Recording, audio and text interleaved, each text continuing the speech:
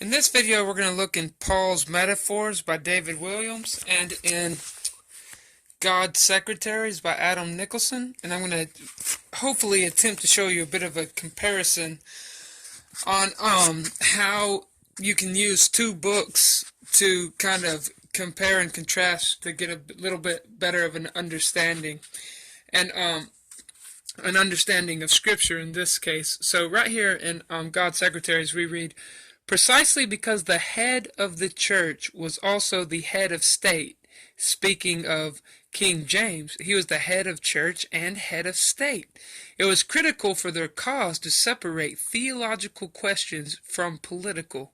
So they had to separate the Puritans and other people who were trying to communicate, because they would be in a lot of trouble if they didn't.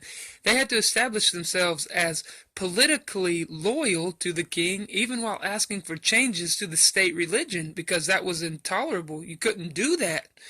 The King James could have your head cut off and put you to death or burn at the stake in the form of the state church. So they're asking for changes to the state religion and state church. And it was equally critical for the bishops to conflate them. The bishops had to stand in their way. They had to make sure they were going to get in trouble for that. So over here in this book is talking about the Roman government, and the Roman government is what Roman Catholicism is. It's just they took Christian names and took that from Christianity, but it was still the Roman government. It didn't change.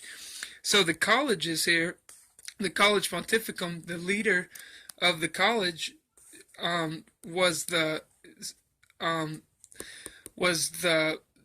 it's the Pontifex Maximus. He was the head of the college, and like down here it talks about the Rex Sacrum, and that means the king of the sacrament.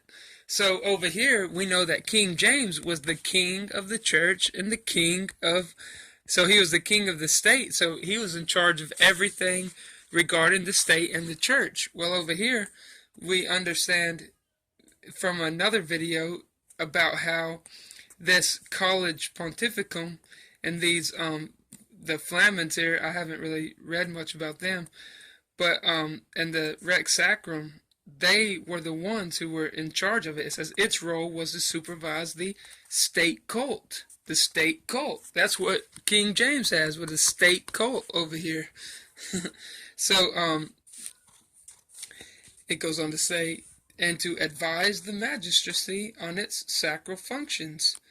So I just thought y'all would find that interesting. Just a little bit of a relation there between king and state, or church and state, and how those functions operate as one. So I'll explain a little more in a follow-on video. Alright, bye.